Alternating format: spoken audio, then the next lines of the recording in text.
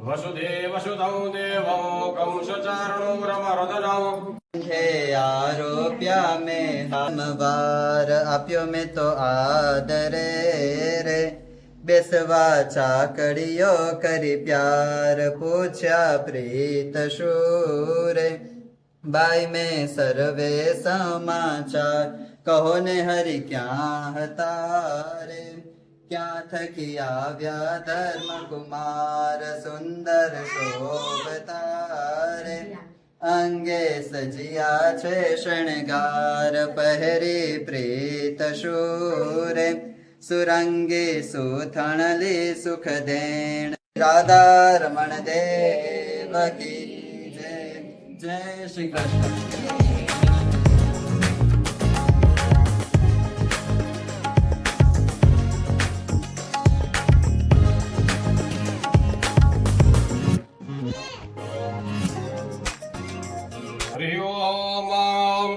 विधं विष्णुर्विचक्रमे त्रेधानि गते पदं वासमूढमस्य भाकुसुरेश स्वाहा यं प्रव्रजन्तमनुपेतमपेतगृहोत्यं द्वैपायनो विरहकातरया जुहाव उतरेति तन्दनमया तरवोद्विनदोस्तं सर्वभूतहृदयम् मुनिमानतोऽस्मि ओं भागवत भगवंताय नमो नमः।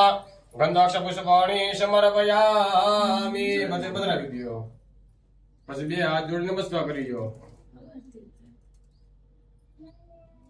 ओम सच्चिदानंद रूपाय विश्वोत्पत्त्यादि हेतवे तापत्रय विनाशाय श्री कृष्णाय वयं नमः। नाना सुगंधि पुष्पाणिर्दुत्कालोद्भवानि च पुष्पांजलि मया दत्तं गृहाणं वरमेश्वर।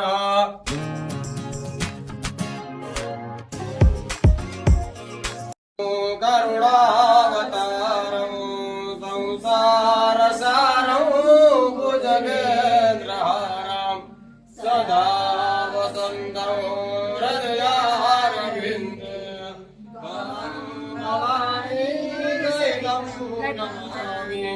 मंगलं भगवान् विष्णु मंगलं गरुडात्मज मंगलं पुंडरीकाक्षो मंगलायतनो हरि सर्वमंगलमांगल्ये शिवे सर्वार्थसाधिके शरण्ये त्र्यंबके गौरी नारायणी नमोस्तुते नारायणी नमोस्तुते।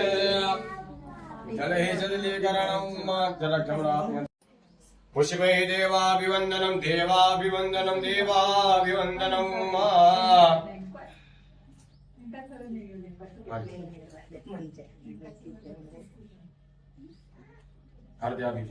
हस्ते देवाभिवन्दनं देवाभिवन्दनं देवाभिवन्दनं चार वर्ष चार दिन चार नीचे मुकिन गया तो नंबर पादमगलियाणे स्वातमाभिवन्दनं नादयनाकं महिमानः सचन्द्रतपूर्वे शक्त्याः सन्ति देवाः मन्त्रपुष्पाञ्जलि समर्पयामि।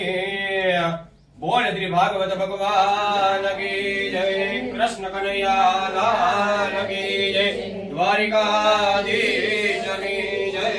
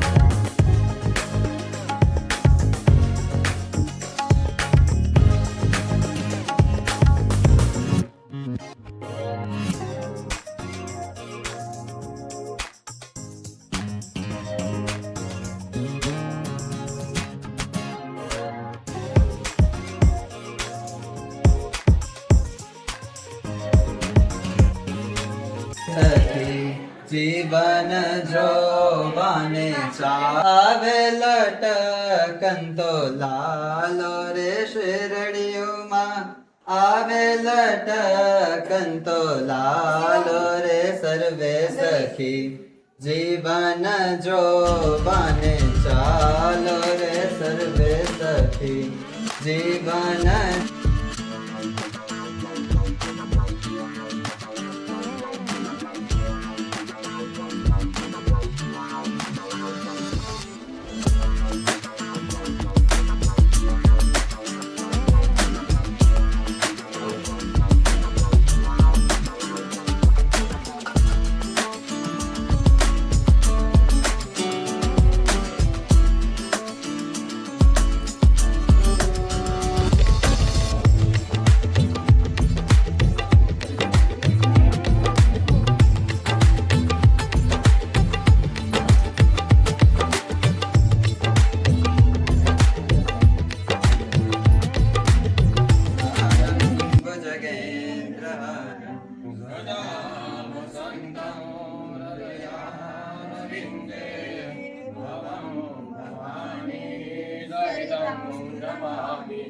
મંગલમ ભગવાન વિષ્ણુ મંગલમ ગરુડધ્વજ મંગલમ પુંડરીકાક્ષો મંગલાય તનોહરિ સર્વ મંગલ માંગલ્યે શિવે સર્વાર્થસાધિકે શરણ્યે ત્ર્યંબકે ગૌરી નારાયણી નમોસ્તુતે નારાયણી નમોસ્તુતે.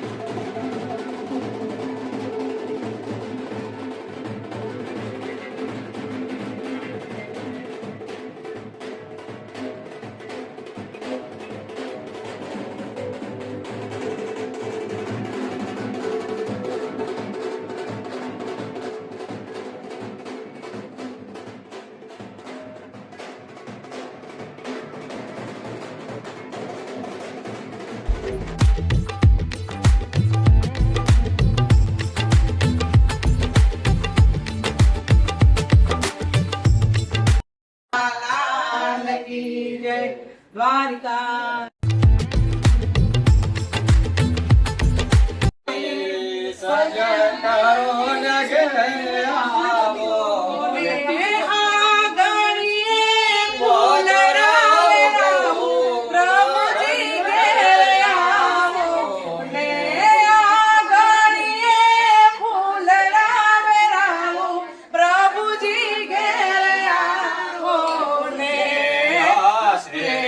વાળા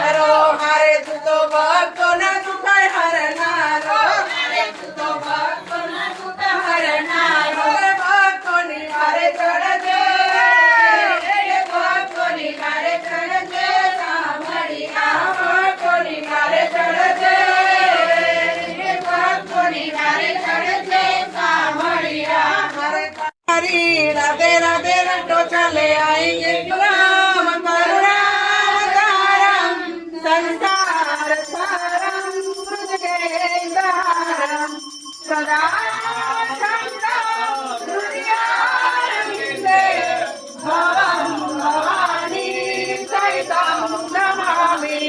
મંગલમ ભગવાન વિષ્ણુ મંગલમ ગરુડધ્વજ મંગલમ પુંડરીકાક્ષાય મંગલાય તનોહરે સર્વમંગલ મંગલ્યે શિવે સર્વાર્થસાધિકે શરણ્યે ત્ર્યંબકે ગૌરી નારાયણી નમોસ્તુતે નારાયણી નમોસ્તુતે નારાયણી નમોસ્તુતે બોલ કૃષ્ણ કનૈયા લાલ કી જય દ્વારિકાધીશની જય વિશ્વરાજ મહારાજની જય ખોડિયાર માત કી જય ચામુંડા માત કી જય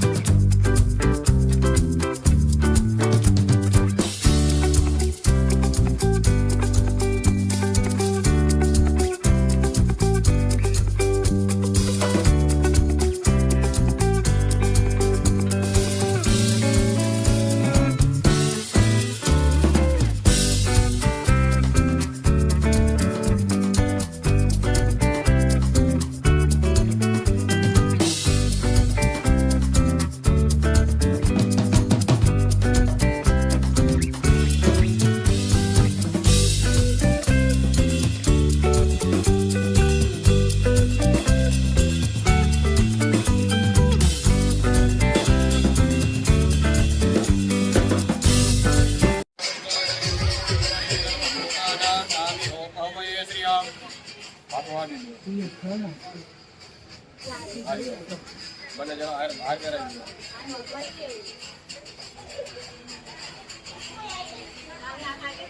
હાર કરાવે પછી પેલું પર જોજો એટલે ફોટો આવી જાય.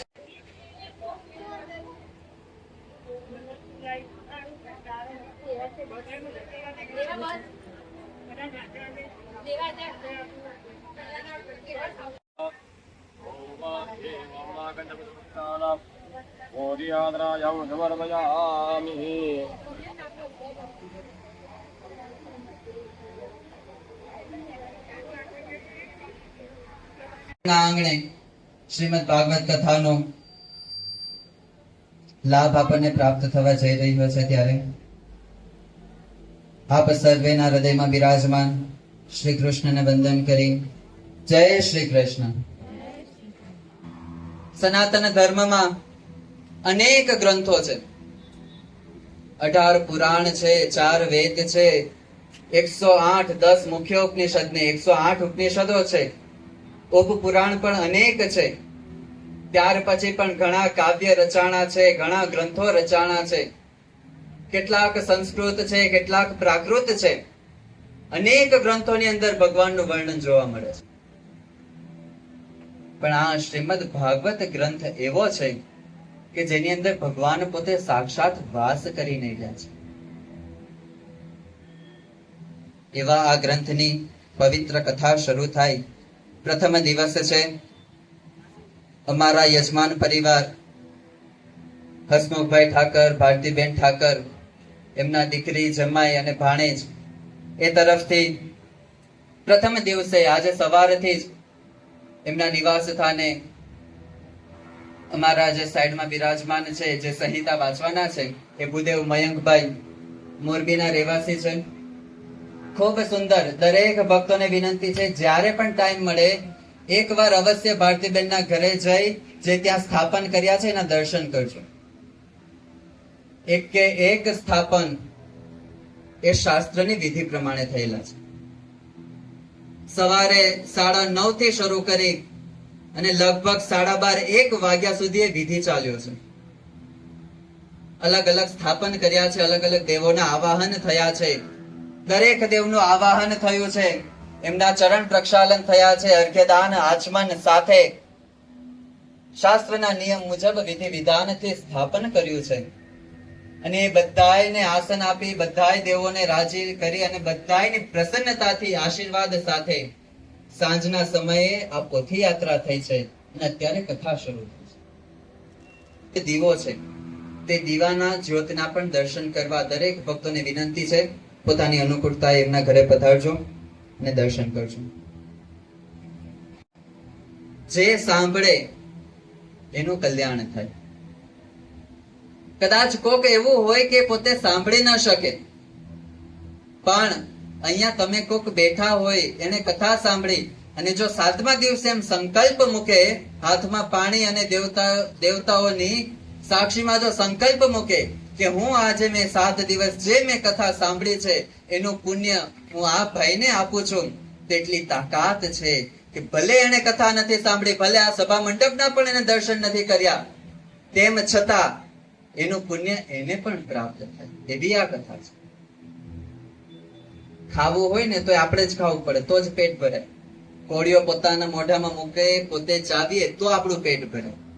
બાજુવાળો જમી લે અને આપણને એમ કે હું જેટલું જમ્યો એટલું આ ભાઈને આપું છું, તો કઈ આપણા પેટમાં આવે નહીં.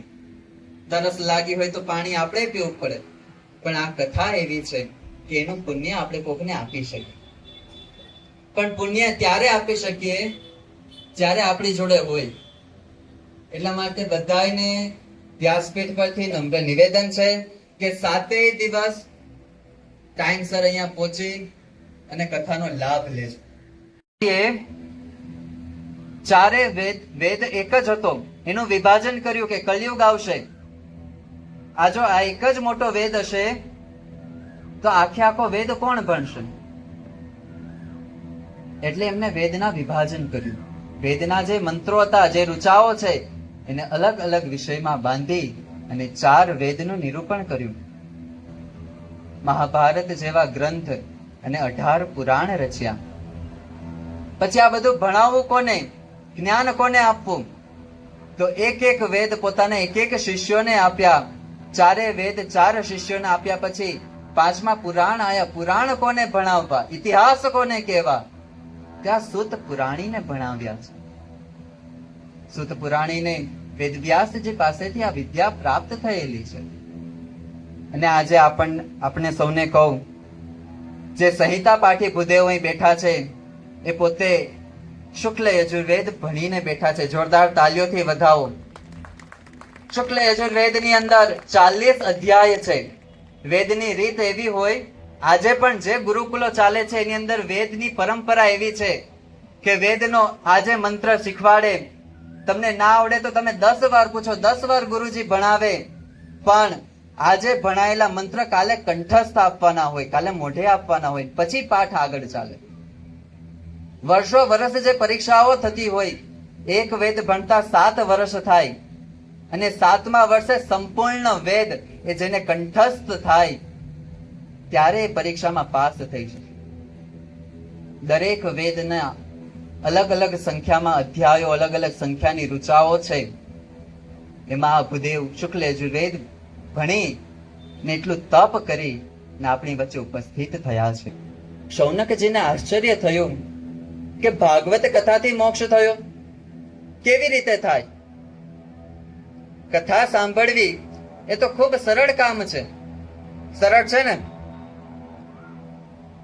વનમાં જઈને તપ કરવું સરળ છે કે કથા સાંભળવી સરળ છે? કથા સાંભળવી. પણ કથા કેવી રીતે સંભળાય? ભાગવત ગ્રંથની અંદર શ્રોતા અને વક્તા બેયના લક્ષણ છે. ચિંતા ના કરો, ખાલી તમારું ઉપર નહીં આવે, મારી ઉપર એ ઘણું છે. લક્ષણ કીધા છે કે શ્રોતા કેવા હોય અને વક્તા કેવા હોય. શ્રોતા પણ સ્થિર હોવા જોઈએ, મુમુક્ષુ બુદ્ધિ વાળા હોવા જોઈએ. મુમુક્ષુ એટલે જેને મોક્ષની ઈચ્છા છે ને મુમુક્ષુ કહેવાય. સાથે જિજ્ઞાસુ હોવા જોઈએ, એને જાણવાની પણ ઈચ્છા હોવી જોઈએ. ફક્ત જાણવાની ઈચ્છા નહીં, પ્રથમ મોક્ષની ઈચ્છા હોવી જોઈએ અને મોક્ષની ઈચ્છાથી એને જાણવાની ઈચ્છા હોવી જોઈએ. જાણવાની ઈચ્છા તો ઘણાયની હોય છે ને? આપણને બધાની ઈચ્છા હોય. પાડોશીના ઘરમાં શું થયું એ જાણવાની આપણને બધાની ઈચ્છા હોય. આપણા બધાના કાન ત્યાં જાય, શું થયું હશે? બરાબર ઝઘડા હશે. કેમ ઝઘડા હશે? એના પહેલા આપણે કારણ નક્કી કરી લીધા હોય કે આ કારણથી ઝઘડા હશે. એવી જાણવાની ઈચ્છા નહીં, મોક્ષની ઈચ્છાથી. જેમ શૌનકજીનો પ્રશ્ન છે કે ભગવાનની પ્રાપ્તિ કેવી રીતે થાય, એ પહેલા એમનો પ્રશ્ન હતો કે પરમ કલ્યાણ કેવી રીતે થાય. જે પરમ કલ્યાણ છે મુમુક્ષુતા છે, એ કલ્યાણ કેવી રીતે? ત્યારે વાત કરી છે સુત પુરાણીએ કે ભાગવત કથા એ પરમ કલ્યાણકારી છે. સુત પુરાણી કહે, શૌનકજી સાંભળો, પરીક્ષિતનું કલ્યાણ થયું આ ભાગવત કથાથી. એ જોઈને સત્યલોકની અંદર બ્રહ્માજીને પણ સંશય થયો. કોને સંશય થાય છે? બ્રહ્માજીને. ચતુર્મુખી બ્રહ્મા, જેણે આ સૃષ્ટિનું સર્જન કર્યું, જેમના હાથમાં 4 વેદ છે, એ ચતુર્મુખી બ્રહ્માને એટલો સંશય થયો કે આ એક શાસ્ત્રથી કલ્યાણ કેમ થાય? 7 દિવસની કથા અને 7મા દિવસે કલ્યાણ થઈ જાય? એ કથા કલ્યાણ કેવી રીતે થયું? ત્યારે સત્યલોકની અંદર ત્રાજવું મંગાવ્યું છે. ઋષિઓને ભેગા કર્યા છે, ત્રાજવું મંગાવ્યું છે. ત્રાજવાના એક પલડે દરેક વેદ પુરાણ આદિક શાસ્ત્ર પધરાવ્યા છે અને બીજા પલડે શ્રીમદ ભાગવત પધરાવ્યું છે. પણ શ્રીમદ ભાગવતનું ત્રાજવું જે પલડું છે એટલું ભારે છે કે ઊંચું થતું નથી. ત્યારે બ્રહ્માજીને પણ આશ્ચર્ય થયું છે અને એમને પણ જે પોતાનું જ્ઞાન હતું પણ સ્વયં લીલાથી જે જ્ઞાન એમણે ઢાંકી દીધું હતું એ જ્ઞાન ફરી પ્રગટ થયું છે. રાજ્યો મોક્ષમ તથા વીક્ષ્ય પુરાતાપી વિસ્મિતઃ સત્યલોકે તુલાબદ્ધ્વા તોલયં તત્સાધનાચ્ય. સાધનાય જ. કે બ્રહ્માજીએ જ્યારે તુલના કરી ત્યારે ભાગવતનું પલડું ભારી જોઈ અને બ્રહ્માજીને પણ શ્રદ્ધા બેઠી અને પોતાને આકાશવાણી રૂપથી એ પરમ સત્ય નારાયણના અવાજથી મુખેથી જે ચતુશ્લોકી ભાગવત જેમને શ્રવણ કરી હતી એ ચતુશ્લોકી ભાગવતનું જ્ઞાન ફરી પ્રગટ થયું છે અને ચતુશ્લોકી ભાગવત બ્રહ્માજીના મુખેથી નારદજી અને સનકાદિક ઋષિઓએ સાંભળી છે. બ્રહ્માજીના પુત્રો છે. સૃષ્ટિ ઉત્પન્ન કરતી વખતે બ્રહ્માજી થકી 4 પુત્ર ઉત્પન્ન થયા. એ 4 પુત્રો ભગવાનને પ્રાપ્ત કરવાની ઈચ્છાથી આ જીવન બ્રહ્મચર્ય અમે પાડશું એવી ઈચ્છા કરી. ત્યારે બ્રહ્માજી દુખી થયા કે મારે તો આ પૃથ્વીનો સર્જન કરવું છે,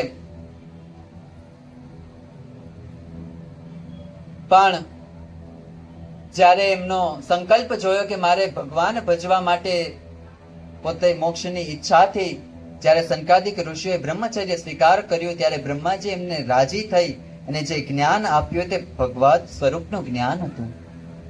ભગવત સ્વરૂપના જ્ઞાનથી સંકાદિકો કાયમ હર હંમેશને માટે નારાયણ નારાયણ ભજન કરતા રહે છે. એવા જ એવા નારદજી, એકેય લોકની અંદર નારદજીને આવવું જવું હોય તો ક્યાંય એમને કોઈ રોકવા વાળું નથી. સ્વતંત્ર થકા 14 લોકની અંદર વિચરણ કરનારા નારદજી પણ કાયમને માટે નારાયણ નારાયણ નારાયણ મહામંત્રનો જાપ કરતા કરતા વિચરણ કરે છે અને ભગવત મૂર્તિમાં સ્થિર રહે છે. આવા નારદજી એકવાર પૃથ્વી લોક પર વિચરણ કરવા માટે આવ્યા છે. કળિયુગનો પ્રભાવ જોયો છે ચારે બાજુ. કેવો પ્રભાવ! નારદજીએ પોતે પોતાના મુખે કીધું છે કે કેવો પ્રભાવ જોયો. દીકરીના સાસરામાં જ્યારે દીકરીની માનું ડાપણ જાય ને ત્યારે ત્યાં કળિયુગ પેઠો કહેવાય. જે ઘરની અંદર બેનનો વહુનો ભાઈ એટલે કે સાલો, એ શાળાની જ્યારે સલાહ શરૂ થાય ને ત્યારે ત્યાં કલયુગ પેઠો કહેવાય. જે ઘરની અંદર માન મર્યાદાનો ભંગ થાય અને ભગવાનનું ભજન છોડી અને જ્યારે ત્યાં બીજા માયિક પદાર્થોનું ચિંતન વધે, માયિક પદાર્થના ભોગ વિલાસ વધે, ત્યારે ત્યાં કલયુગનો પ્રવેશ થાય.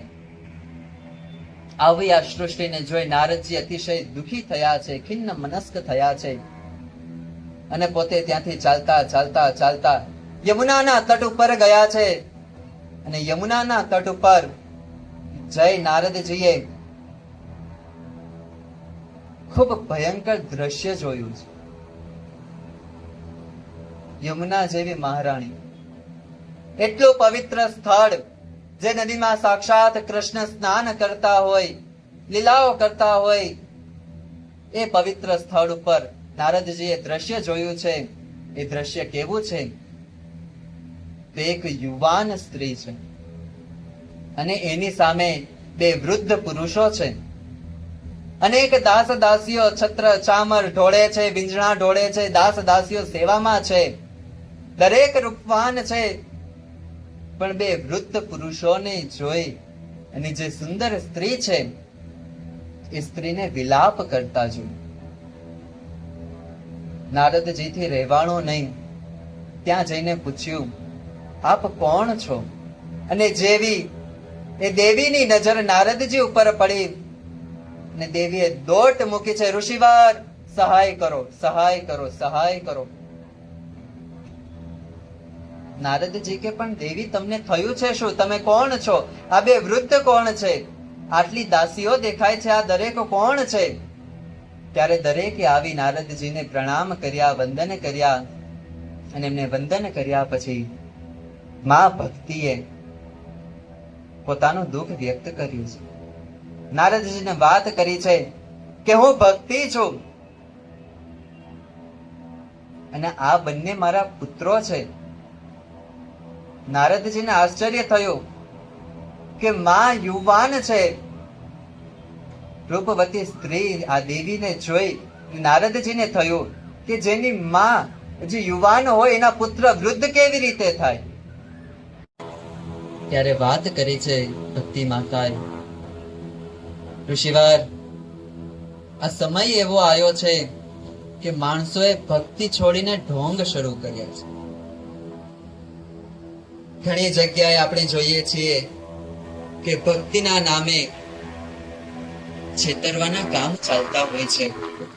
પણ જ્યારે કળિયુગનો પ્રભાવ વધે ત્યારે આ જ કળિયુગના લક્ષણ છે કે શાસ્ત્રની મર્યાદાથી વિરુદ્ધનું આચરણ થાય, શાસ્ત્રમાં કીધેલા નિયમોનો ભંગ થાય. એ જ કલિયુગ છે.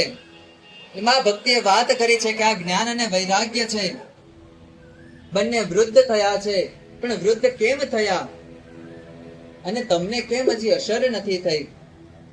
ત્યારે ભક્તિ માતાએ વાત કરી કે હું પણ વૃદ્ધત્વને પ્રાપ્ત થઈ હતી, પણ જેમ જેમ જેમ હું આ વૃંદાવન તરફ આવી કે મારું યૌવન મને પાછું મળ્યું છે, મારું રૂપ મને પાછું મળ્યું છે. પણ મારા આ બે બાળકો જ્ઞાન અને વૈરાગ્ય વૃંદાવનમાં યમુનાના કાંઠે પણ એ નિરોગી થઈ નથી શક્યા, પોતાનું વૃદ્ધત્વ છોડી નથી શક્યા. નારદજીએ વિચાર કર્યો કે કેવી રીતે અમને ઉઠાડવા. જ્ઞાન અને વૈરાગ્યના કાનમાં જઈ વેદના પાઠ કર્યા, વેદના મંત્રો બોલ્યા. વેદના રૂચાઓ સાંભળતા જ બંનેની આંખ ખુલી, થોડાક સ્વસ્થ થયા, પણ એમનું વૃદ્ધત્વ છૂટ્યું નહીં. અને આ જ ચિંતામાં નારદજીને એમ થયું કે ભક્તિમાં મારા શરણે આવેલી છે, આ દેવી મારા શરણે આવેલી છે, એનું દુઃખ મારે દૂર કરવું જોઈએ. નારદજીએ જેટલા પણ શાસ્ત્ર, જેટલા પણ સ્તોત્ર, ભગવાનને સેવવા પૂજવાની જેટલી પણ એમને રીતો ખબર હતી તે દરેકથી આ બંનેને નિરોગી કરવાનો ઉપાય કર્યા. પણ જ્યારે ઉપાય કઈ સફળ ન થયા ત્યારે આકાશવાણી થઈ કે આ ઉપાયથી નારદ, આ ઉપાયથી આ બંને સ્વસ્થ નહીં થાય. જેને કરીને જીવ પરમ કલ્યાણને પામે એ સાધન કરો. નારદજી વિચારમાં પડ્યા કે એવું તો કયું સાધન છે કે જેને કરીને જીવ પરમ કલ્યાણને પામી જાય. ભક્તિ દેવીને વચન આપ્યું છે નારદજીએ કે તમે ચિંતા ના કરશો, હું ઉપાય શોધીને લાવું છું.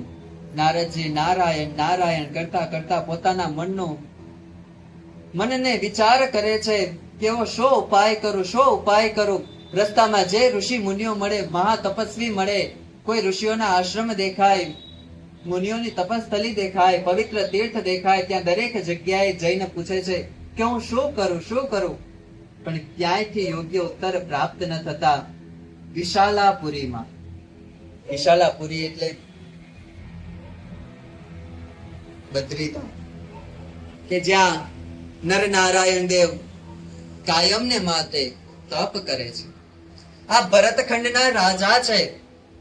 નર નારાયણ દેવ આ ભરતખંડના રાજા છે અને આ પોતાની પ્રજાનું એટલે કે આપણા બધાનું પોષણ કરવા માટે, કેવું ફક્ત ખાવા પીવામાં પોષણ નહીં, મોક્ષના માર્ગમાં પણ પોષણ કરવાના માટે નર નારાયણ દેવ કાયમને માટે તપ કરે છે. આજે સમય એવો છે કે કેટલાયને નર નારાયણ દેવના નામ નવા લાગતા હશે કે આ દેવ કોણ છે, કેટલાય દર્શન પણ નહીં કર્યા હોય.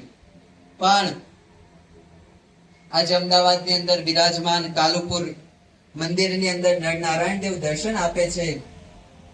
એવી ને એવી રીતે ભુજની અંદર પણ નર નારાયણ દેવ બિરાજે છે અને બદ્રીનાથની અંદર પણ નારાયણ દેવ સ્વયં પોતે તપ મુદ્રામાં બિરાજમાન છે. એ તો કૈલાશની શિખરો છે, ત્યાં તો બરફ પડે છે, એટલા શીતળ વાતાવરણની અંદર પણ ત્યાં નારાયણ ભગવાનને કાયમને માટે ચંદનના લેપ કરવામાં આવે છે. શા માટે? ત્યાં ઠંડક ઘણી છે, ગરમીના લીધે તે લેપ નથી કરતા, પણ એ નારાયણ ભગવાન આપણા દરેકનું મોક્ષ માર્ગની અંદર આપણા દરેકનું પોષણ થાય એ માટે તપ કરે અને તપની જે ગરમી ઉત્પન્ન થાય એ ગરમીને શાંત કરવા માટે આજે પણ ત્યાં ચંદનનો લેપ, અને ચંદનનો લેપ એટલે ફક્ત એક ચાંદલો કે આખા અંગ પર ચાંદલો એવું નહીં, ચંદનના કાષ્ટને ઘસી, કેસર અત્તર મિલાવી એને ઘસી, અને જેવી રીતે રોટલીનો લોટ હોય એવી રીતે ચંદનનો લોટ બાંધવામાં આવે અને અંગો અંગ ઉપર લગાવવામાં આવે, ને એની ઉપર ભગવાન શૃંગાર ધારણ કરે, વસ્ત્ર ધારણ કરે, અને નિત્ય પ્રતિ આવી સેવા થાય છે. આજે પણ એ બદ્રીનાથ ની અંદર જયારે 6 મહિના કબાટ બંધ રહે, બરફ પડે, મનુષ્ય સેવા કરી ના શકે અને માર્ગ અઘરા થાય અને બદ્રીનાથના પટ બંધ થાય, ત્યારે આજે પણ આપણા શાસ્ત્ર એમ કહે છે કે ત્યાં 6 મહિના દેવતાઓ પૂજન કરે. જ્યારે 6 મહિના પછી ફરીથી એ કબાટ મનુષ્ય પૂજારીઓ દ્વારા ખોલવામાં આવે તો બદ્રીનારાયણના એ દિવ્ય શ્રી વિગ્રહ ઉપર પણ ચંદનનો લેપ એમને એમ હોય, ભગવાનને તુલસીની, તાજા તુલસીની માળા ચડાવેલી હોય, નૂતન પુષ્પ ખીલેલા, કરમાયેલા નહીં, ખીલેલા પુષ્પ હોય. દર વર્ષે આજે પણ બદ્રીનારાયણ ભગવાને પરચો પૂરે છે કે દર 6 મહિના મનુષ્ય સેવા કરે, અને એના પછીના 6 મહિના જ્યારે કબાટ બંધ થાય ત્યારે સ્વયં નારદ આવીને ત્યાં ભગવાનની સેવા કરે છે. નારદજી નારદ પુરાણની અંદર એમ કે છે કે જે ઘરની અંદર, જે પ્રતિષ્ઠિત મંદિરની અંદર બપોર મધ્યાહન એટલે કે 12 વાગ્યા સુધી જો પૂજા ન થાય તે દેવની પૂજા કરવા સાક્ષાત નારદજી પોતે આવે છે. કેમ? નારદજીને આપણી ચિંતા છે કે આ ભગવાન તો પ્રતિષ્ઠિત કરીને બેસાડ્યા, અને જો એમની સેવા નહીં થાય તો ક્યાંક એને દેવનો દ્રોહ લાગશે અને એ પાપનો ભાગીદારી બનશે. પણ આપણે બધા પાપના ભાગીદારી ન બનીએ એટલા માટે મધ્યાહન કાલે નારદજી વિચરણ કરવા નીકળે. જે મંદિરની અંદર સેવા ના થાય મંદિરમાં પોતે સ્વયં આવીને સેવા કરી જાય છે. ખૂબ આનંદિત થઈ ગયા.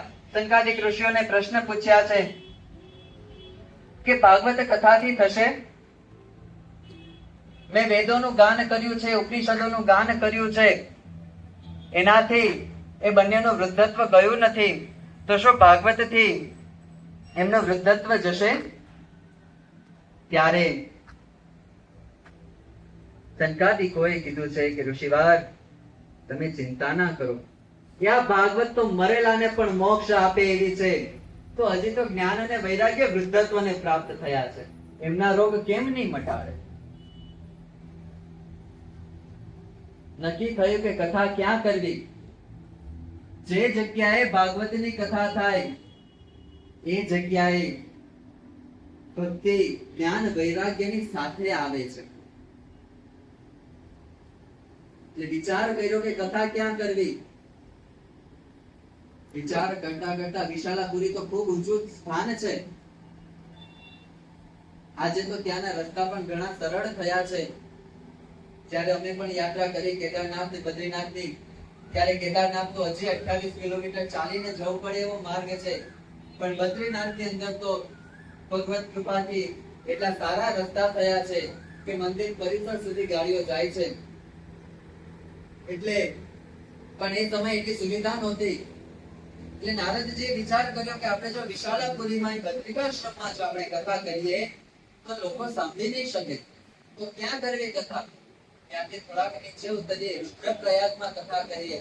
અલકનંદા અને ભગીરથ, આત્મદેવ નામના બ્રાહ્મણ કે જેમણે પોતે આ નીતિનો 1 રૂપિયો પણ લીધો નથી, કાયમ ભગવાન, સાધુ અને શાસ્ત્ર ઉપર વિશ્વાસ રાખ્યો છે, કાયમ પોતાના દ્વારે આવેલા દરેક દરિદ્રની, દરેક સાધુની ખૂબ ભાવથી યથાશક્તિ પોતાની રીતે સેવા કરીને રાજી કર્યા છે, એવા બ્રાહ્મણના ઘરે ધુંધુલી જેવી પત્ની આવી. અને કેવી પત્ની? નથી ભગવાનમાં શ્રદ્ધા, નથી કોઈ સાધુ સંતોમાં વિશ્વાસ, અને ભગવાનમાં અને સાધુનો આ બંનેનો યોગ ના હોય એટલે એને શાસ્ત્રમાં પણ પોતાની બુદ્ધિ પહોંચે નહીં. આજે સમય એવો છે, ઘણા એમ કે અમારે ગુરુની જરૂર નથી, અમે અમારી રીતે ભગવાનને સેવીએ છીએ, અમારા ગુરુ સાક્ષાત ભગવાન છે, અમારા ગુરુ સાક્ષાત આ શાસ્ત્ર છે. હા, વાત સાચી, શાસ્ત્રને ગુરુ કરાય, ભગવાનને ગુરુ કરાય, પણ ક્યારે? જ્યારે આપણે એ સ્થિતિ આવે. હું એમ કહું કે આ ભગવાન મારા ગુરુ છે, હું તો એટલું કહીને પૂરું કરી દઉં, પણ શું મારી ભક્તિ એવી છે કે આ ભગવાન મને આવીને ટોકે, કે ભગવાન મને આવીને રોકી શકે? હા, જો એટલી ભક્તિ હોય કે ભગવાન સાથે વાતો કરતા હોઈએ તો ભગવાન આવીને ટોકે.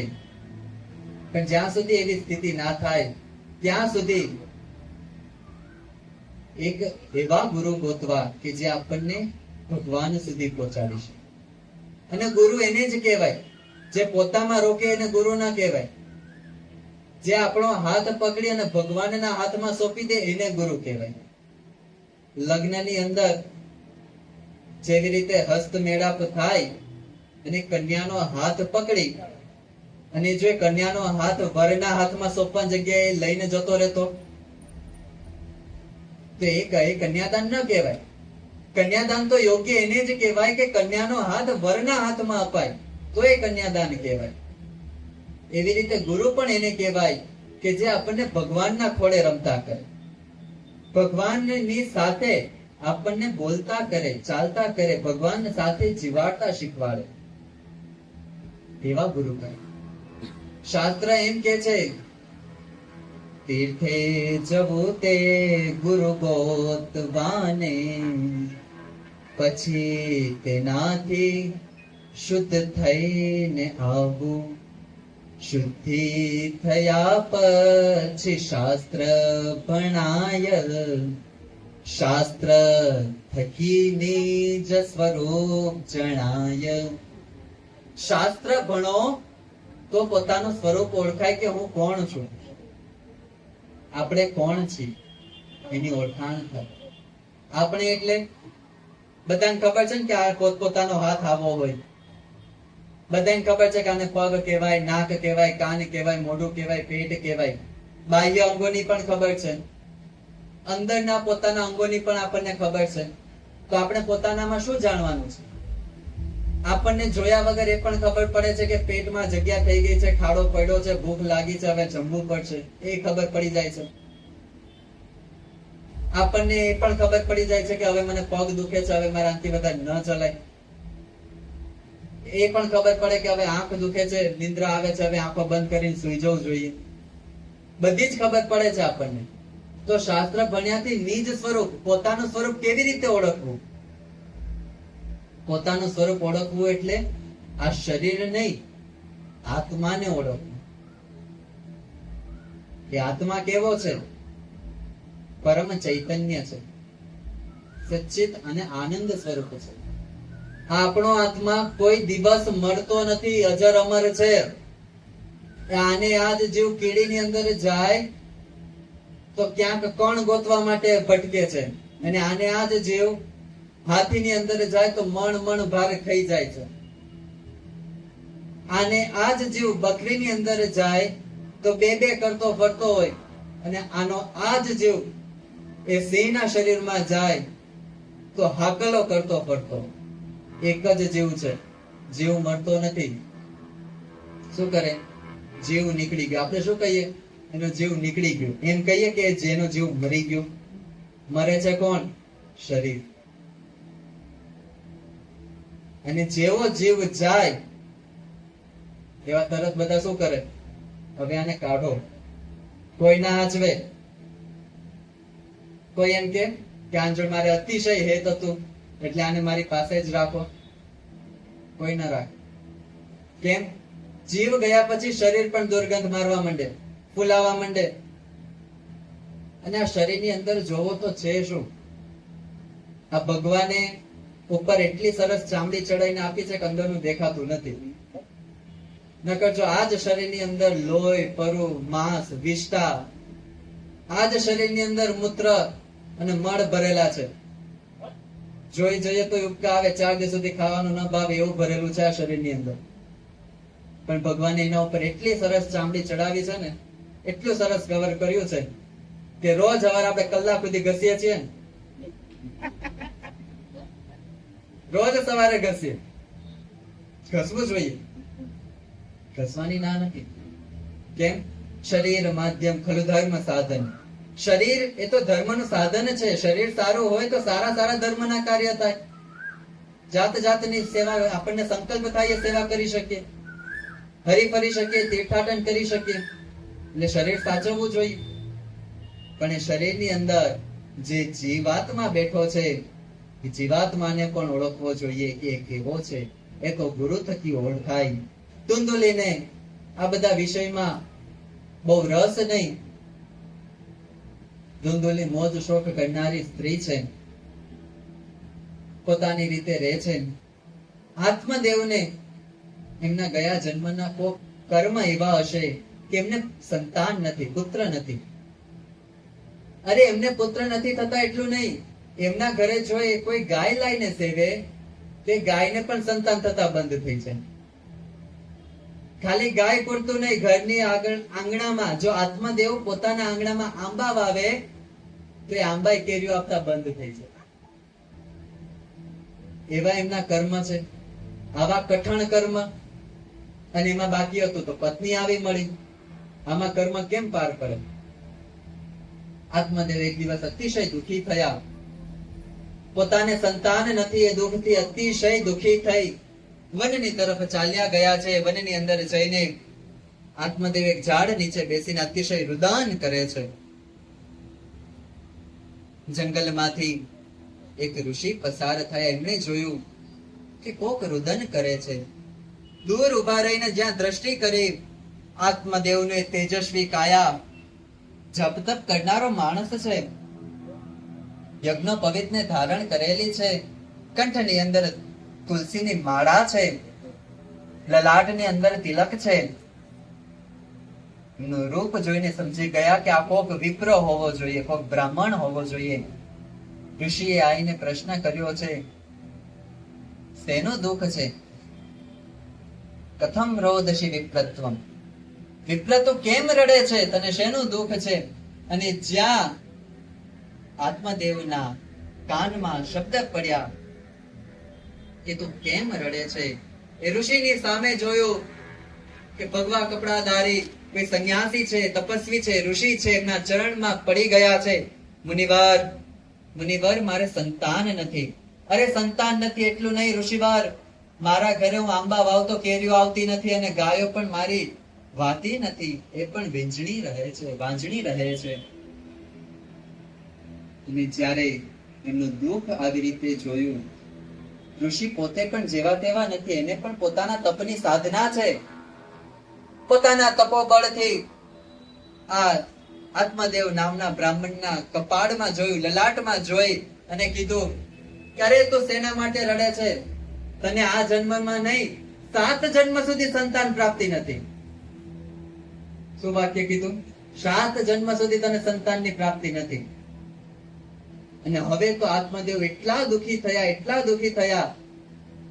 ઋષિવર, તમે આ શું બોલો છો? આ એક જન્મમાં સંતાન પ્રાપ્તિ મને નથી થઈ, એનું મને એટલું દુઃખ છે, એમાં તમે 7 જન્મ સુધીનું દુઃખ કયો છો?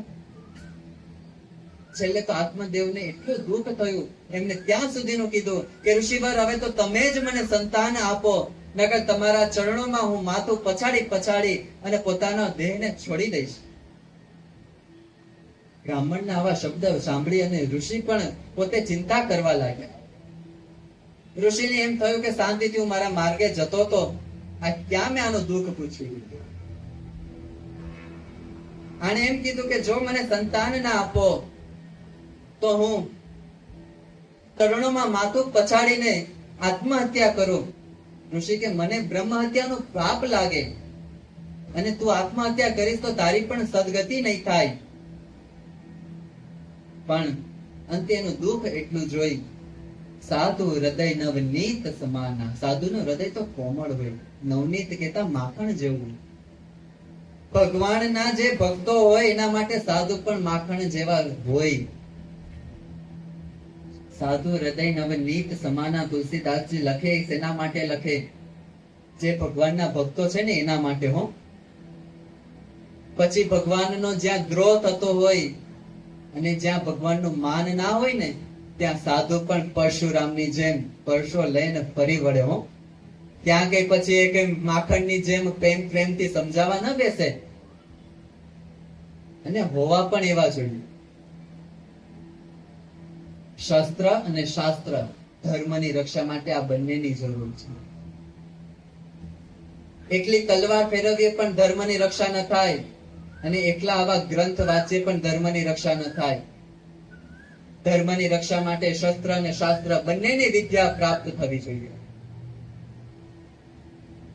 શ્રીજી મહારાજ વચનામૃતમાં કે જો ભગવાનનો ભગત હોય અને એની સામે વાદ વિવાદ થાય, સાંભળજો, ભગવાનનો ભગત હોય ને એની સાથે વાદ વિવાદ થાય તો એમાં જીતવું નહીં, એમાં હારી જવું. કેમ?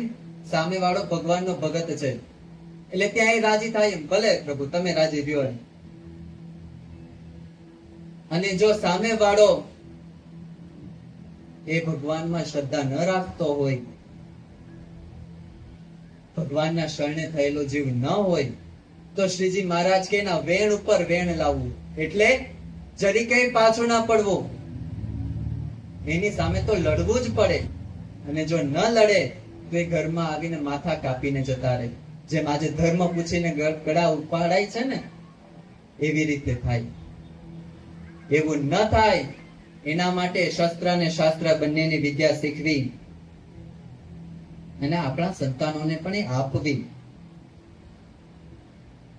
ઋષિવરને દયા આવી, પોતાની જોડીમાંથી એક ફ્રૂટ કાઢ્યું છે, ફળ આપ્યું છે કે લે બ્રાહ્મણ, આ ફળ લઈ જા. તારા પત્નીના ફળ જમાડે છે, જા, એને પણ સંતાન પ્રાપ્તિ થશે. જેના નસીબમાં 7 જન્મ સુધી સંતાન નથી ને, આ ઋષિ પોતાના એક ફળે એને સંતાન પ્રાપ્તિ આપી શકે. કેમ? એના હૃદયમાં ભક્તિ છે અને ભક્તિની દોરીએ મારો ભગવાન બંધાયેલો છે. એટલા માટે બ્રાહ્મણ તો ખૂબ રાજી થઈ ગયા. દોડતો ને દોડતો પોતાના ઘરે ગયો. ઘરે જઈ ને ધુંધુલીને બૂમ પાડી, વાત કરી કે આ ફળ છે, ઋષિ આપ્યું છે, તું આને જમ, આપણને પુત્ર પ્રાપ્તિ થશે. આ ધુંધુલી ફળ લઈને મૂકી દીધું. પતિએ કીધું, અરે ફળ જમી લે. એ કે ના. મીઠા બોલી બહુ હતી, ખૂબ મીઠું બોલતી. પતિને વાત કરી કે હું સાંજના સમયે પવિત્ર રીતે સ્નાન કરી, ભગવાનનું પૂજન કરી અને પછી આ ફળ જમીશ. બ્રાહ્મણને એમ થયું કે હવે એની વાત સાચી છે. પવિત્ર થઈ, સ્નાન કરી અને ભગવાનનું પૂજન કર્યા પછી પ્રસાદી લે તો વાંધો શું છે? ભલે, વાંધો નહીં, ત્યારે લે છે. આ બાજુ તો આત્મદેવ પોતે રાજી થઈ ગયા. પોતાના નિત્ય કર્મમાં સંધ્યા, વંદન, જપ, તપ આદિકમાં જોડાઈ ગયા. ધુંધુલીએ વિચાર કર્યો. કેવો વિચાર કર્યો? જો આ ફળ ખાઉં અને હું સગર્ભા થઉં, એ સમયે ભૂકંપ આવે મારા ઘરની બહાર કેમ નીકળવું? દોડાય તો નહીં. એ સમયે આગ લાગે તો મને બચાવવા કોણ આવે? માથી દોડાશે તો નહીં. અને મેં એવું સાંભળ્યું છે કે પ્રસવ પીડા એ અતિશય ભયંકર હોય, ક્યાં કોઈ સહન ના કરી શકીને આ તો જન્મે પણ હું મરી જાઉં તો? ધુંધુલીએ ફળ ગાયને ખવડાવી દીધું, ન ખાધું પોતે. સાંજના સમયે જયારે એના પતિદેવે આવીને પૂછ્યું ત્યારે વાત કરી, હા એ તો ફળ મેં જમી લીધું છે. કોને ખવડાવ્યું?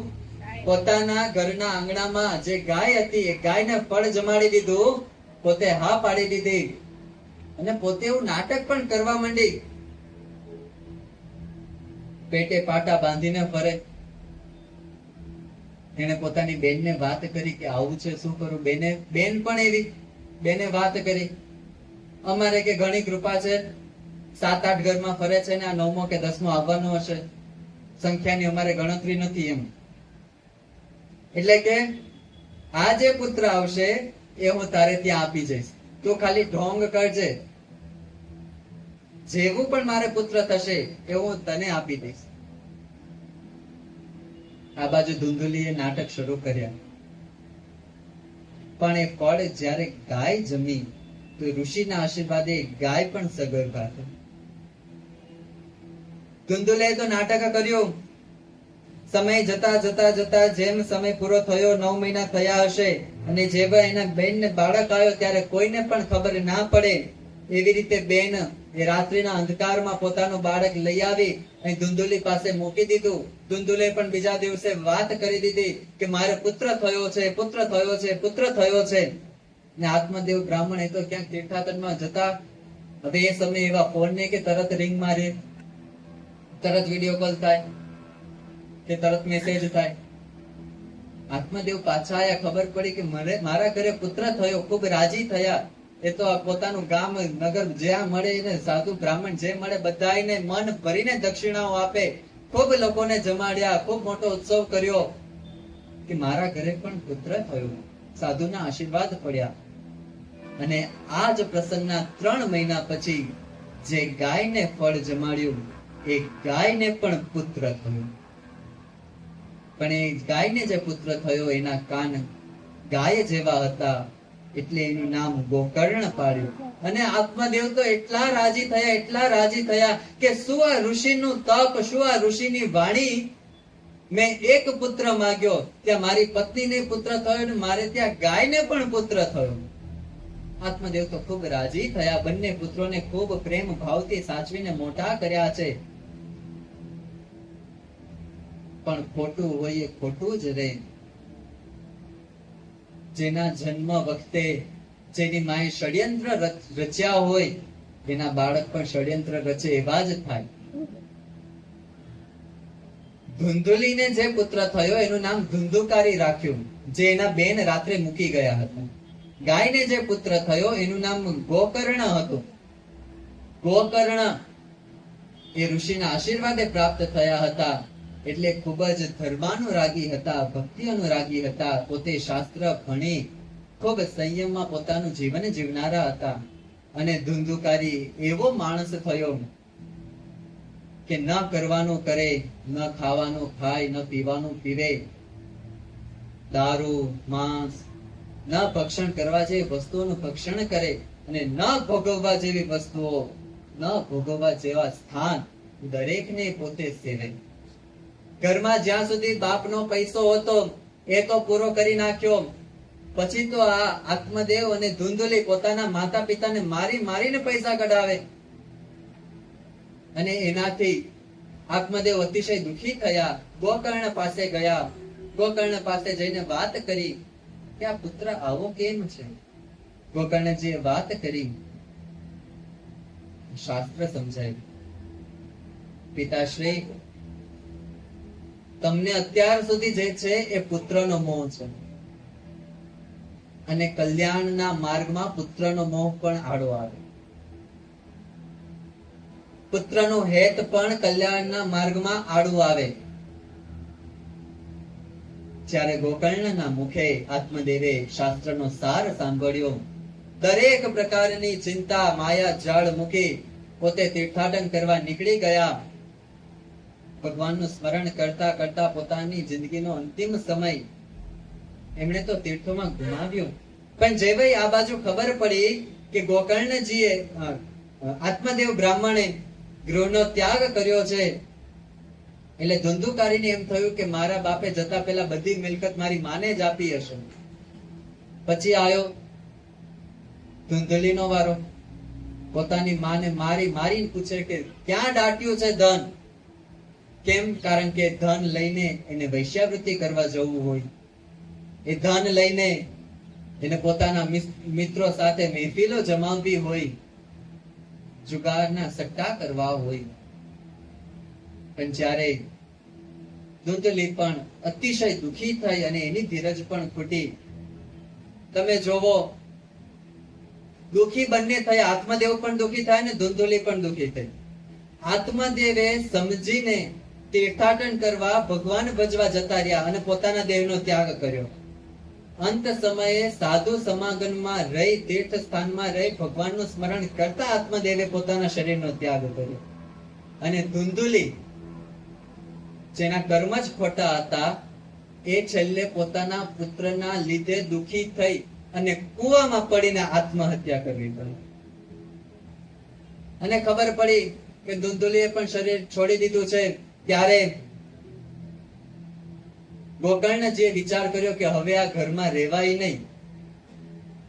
ગોકર્ણજી પણ પોતે નીકળી ગયા છે, તીર્થોમાં ફરે છે, અલગ અલગ વિદ્વાનોને મળે છે, જ્યાં શાસ્ત્ર સભાઓ થતી હોય ત્યાં શાસ્ત્ર ચર્ચા કરવા બેસે છે, ભગવાનનું સ્મરણ કરે છે. આ બાજુ ઘરની અંદર એક આ ધુંધુકારી એક જ છે, અને ધુંધુકારીને એકલા ઘરમાં એટલી છૂટ મળી કે હવે તેને બહારની જગ્યાએ ઘરમાં જ 3-4 સ્ત્રીઓને લાવીને રાખી દીધી. પર સ્ત્રીને ઘરમાં જ રાખી કે તમે જો હવે આ ઘરમાં રહેનારું કોઈ નથી, હું એક જ છું.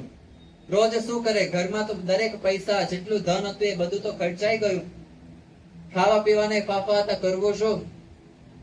એક દિવસ આ ધુંધુકારી રાજાનો ખજાનો ચોરીને આવી ઘરની અંદર એ સ્ત્રીઓને આપ્યો કે લ્યો.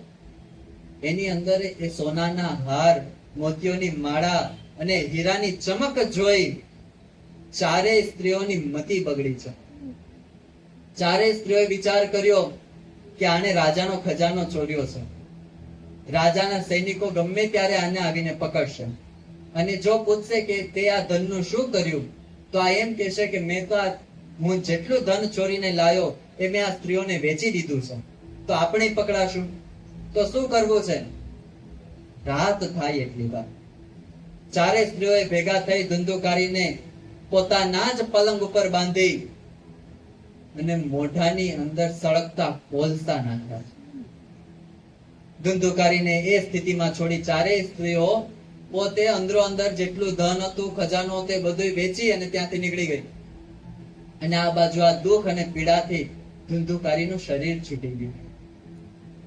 પણ નાનપણથી અત્યાર સુધી એક પણ સારું કર્મ કર્યું નથી, તેની ગતિ કેવી રીતે સારી થાય?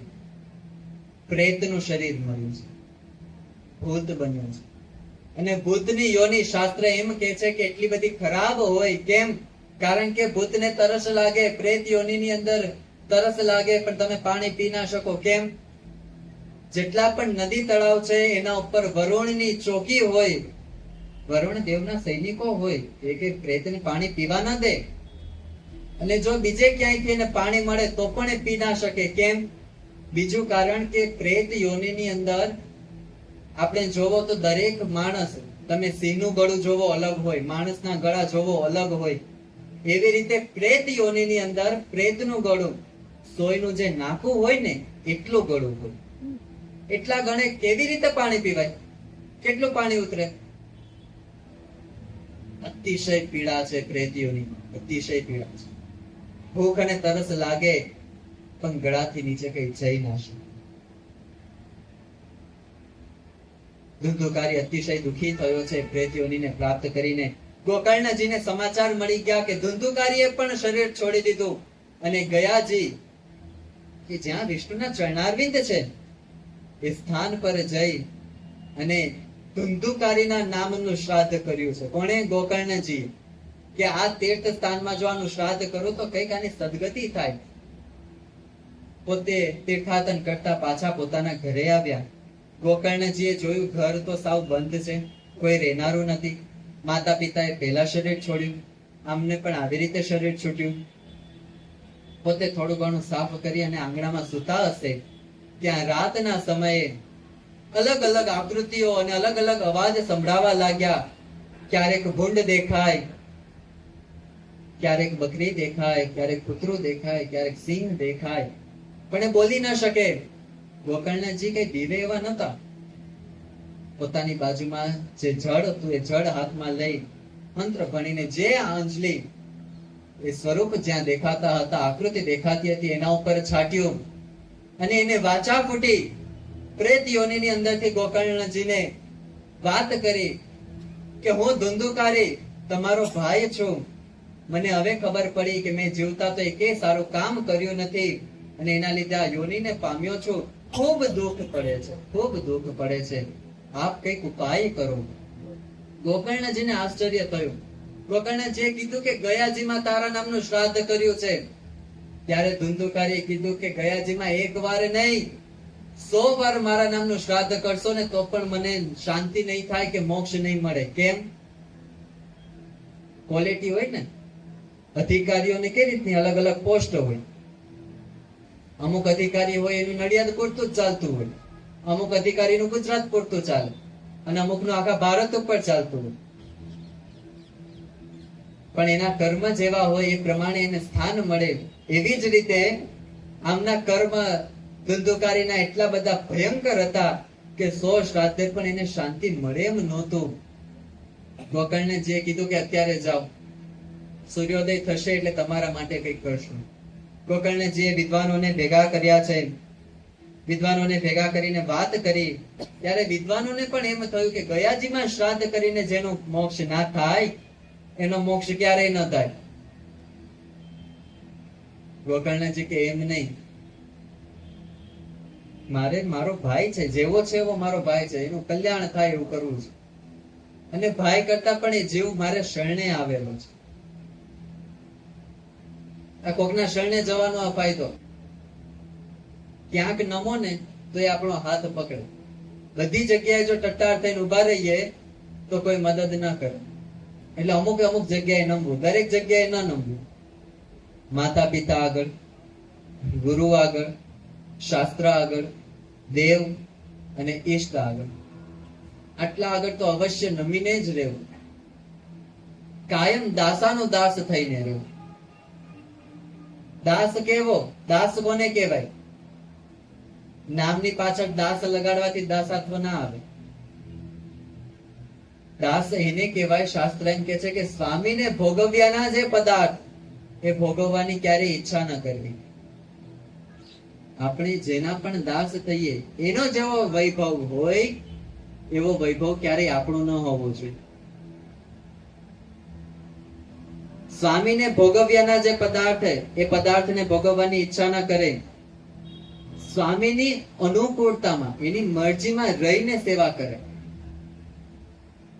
જેના દાસ થઈએ એમ કે દિવસ તો દિવસ અને એમ કે રાત તો રાત, એ જ્યારે મનાય ત્યારે દાસત્વ પણ આવે.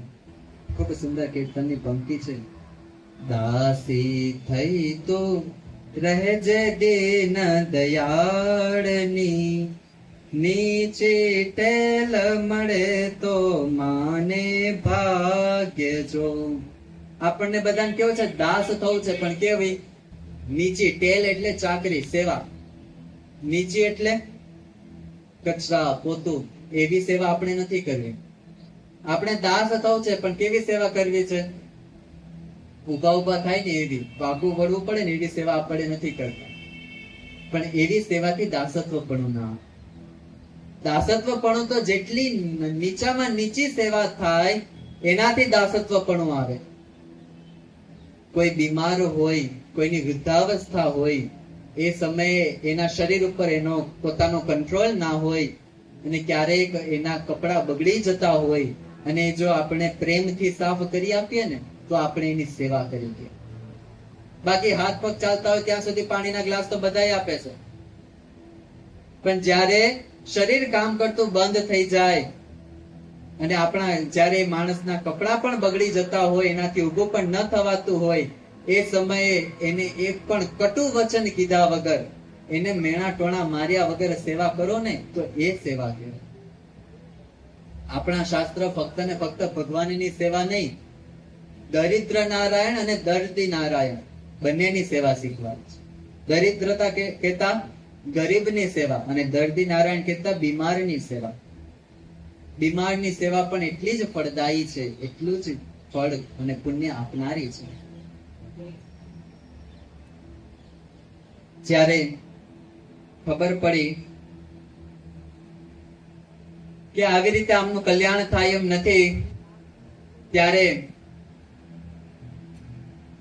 સૂર્યનારાયણને પૂછ્યું છે ગોકર્ણજીએ, અને સૂર્યનારાયણ થકી ખબર પડી કે શ્રીમદ ભાગવત કથાથી ધુંધુકારીનો મોક્ષ થશે.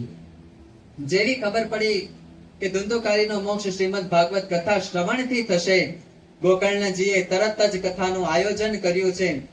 ધુંધુકારી પ્રેતયોનીમાં શરીર વાયુનું હોય, આપણને નરી આંખે નથી દેખાતું. એનું કારણ એ શરીરની અંદર પૃથ્વીનો ભાગ નથી હોતો, એટલે આપણને પ્રેતોનું શરીર દેખાતું નથી. તેને સ્થાન ક્યાં આપવું? ત્યારે ગોકર્ણજીએ ધુંધુકારીને વાસમાં સ્થાન આપ્યું છે. 7 દિવસો સુધી વાસની અંદર બેસી ધુંધુકારીએ કથા શ્રવણ કરી છે. સમય થવા આવ્યો છે એટલે ટૂંકમાં આપને કથા કહું તો ગોકર્ણજીએ કથા કરી, ધુંધુકારીએ શ્રવણ કરી, અને જેવો 7મો દિવસ આવ્યો કે 7મા દિવસે કથા પૂર્ણ થતા જ આકાશમાંથી એક તેજસ્વી વિમાન ઉતર્યું છે. અને એ તેજસ્વી વિમાન આ કથા મંડપના ચોકમાં આવીને ઉભું રહ્યું. અને જે 7 ગાંઠ વાળો વાસ હતો એ વાસ ફાટ્યો, એમાંથી તેજસ્વી પુરુષ બહાર આવ્યો. બધાએ વંદન કર્યા, પૂછ્યું તમે કોણ છો? ત્યારે એને વાત કરી કે હું ધુંધુકારી છું. જેને પ્રેતનું શરીર હતું એના પ્રેતના શરીર છૂટી ગયા, દિવ્ય શરીર પ્રાપ્ત થયું. પણ ત્યારે ગોકર્ણજીને પ્રશ્ન થયો કે કથા તો આટલા બધાએ સાંભળી છે, તો કલ્યાણા એકનું જ કેમ, વિમાના એક માટે જ કેમ? હવે અહીંયા શાસ્ત્રની અંદર શ્રોતાના લક્ષણ આવે છે. ગોકર્ણજીએ કથા કરી અને ધુંધુકારીએ સાંભળી. તો કેવી રીતે સાંભળી? કથા મંડપમાં સભા ચાલતી હતી ત્યારે કથા સાંભળી. પછી શું કર્યું? એનું મનન કર્યું કે આજે કથામાં શું આવ્યું, એનું મનન કર્યું. મનન કર્યા પછી એનો નિધિધ્યાસ કર્યો, જીવનમાં કેવી રીતે ઉતારી શકાય. ગોકર્ણજીના મુખેથી કથા સાંભળી ધુંધુકારીએ કથાનું શ્રવણ, મનન અને નિધિધ્યાસ કર્યો, એટલે કથા એને પડી. બીજા બધાએ જે કથા સાંભળી છે એ લોકો અહીંયા આવતા, કથા સાંભળતા, પણ જેવા સભા મંડપમાંથી બહાર નીકળે એટલે કથાનું પોટલું સભા મંડપમાં મૂકતા જાય કે બીજા દિવસે આવીને ખોલશું આપણે. બહાર નીકળીને તો ગામની વાતો ચાલુ થાય. એટલે એમના માટે વિમાન નથી આયા. બધાએ પોતાની આંખ સામે જોવે કે કથા આપણે સાંભળીને ધુંધુકારીએ સાંભળી, આકાશમાંથી વિમાન આવ્યું ચતુર્ભુજ સ્વરૂપ ધારણ કરીને. આ પાર્ષદ થઈને વિમાનમાં બેસીને ધામમાં જાય છે, ભગવાનના લોકમાં જાય છે. ગોકર્ણજીએ બીજી વાર કથા કરી, અને બીજી વાર જે કથા કરી એમાં સામે શ્રોતાઓ પણ એટલા બધા સ્થિર થઈને બેઠા, એક એક વાતનું ધ્યાન રાખ્યું, પોતે એટલા ધ્યાનથી શ્રવણ કર્યું, એટલા જ ધ્યાનથી મનન કર્યું, નિધિધ્યાસ કર્યો, ખૂબ સંયમ રાખ્યો કે અમારા મન બીજે ક્યાંય 7 દિવસો સુધી બીજી ઝંઝટમાં નહીં પડવા. ઘણા કામ એવા હોય, ઘણી માથાકૂટ એવી હોય કે એ બાજુ જાવ ને તો આખો દિવસ નીકળી જાય. કથા કરી દરેક શ્રોતાએ ખૂબ ધ્યાનથી સાંભળી, અને એમ શાસ્ત્ર કહે છે કે એ કથાની પૂર્ણાહુતિમાં દરેકને માટે વિમાન આયા. વિમાન આયા એમ નહીં, ચતુર્ભુજ રૂપે ભગવાન નારાયણ પ્રગટ થયા. બોલો શ્રી રામચંદ્ર ભગવાન કી જય, ચતુર્ભુજ નારાયણ દેવ કી જય. ભગવાને પ્રગટ થઈ ગોકર્ણજીને પોતાની બાથમાં ગાલીને ભેટ્યા છે. ગોકર્ણ, તે શું મારી કથા કરી છે? શું મારા ગુણોનું ગાન કર્યું છે? અને દરેકનું કલ્યાણ કર્યું. આવો આ ભાગવતનો મહિમા છે. અત્યાર સુધી આપણે કથામાં પ્રવેશ કર્યો નથી. આ ભાગવત કથાથી આવી રીતે કલ્યાણ થાય છે એટલો આપણે મહિમા સમજ્યા છીએ. આવતીકાલે આપણે કથામાં પ્રવેશ કરીશું, અને હવે આપણે આરતી તરફ જઈશું. આરતીની તૈયારી કરો.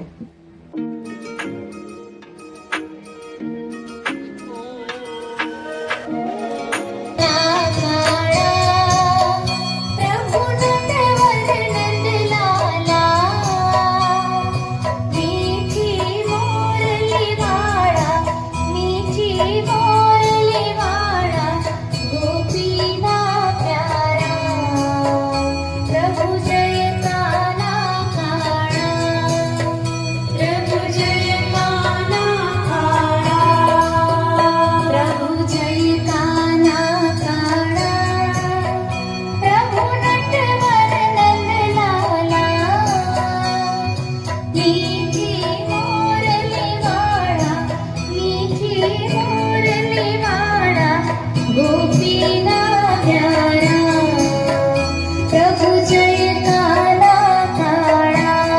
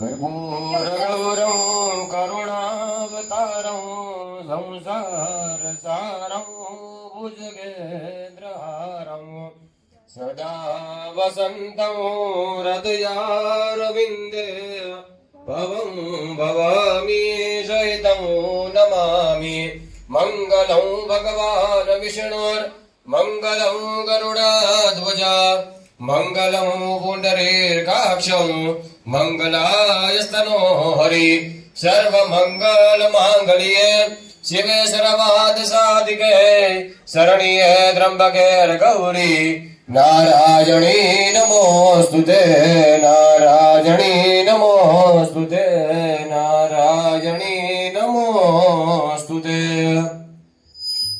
करणम् ॐ सप्तास्यासन्नवहृदय स्त्रीः सप्तसमिदः कृताः देवादिनन्वान अवद्गं पुरुखं वसुं पुष्पैः देवाभिवन्दनं देव्याभिवन्दनं स्व आत्मकल्याणे स्व आत्माभिवन्दनं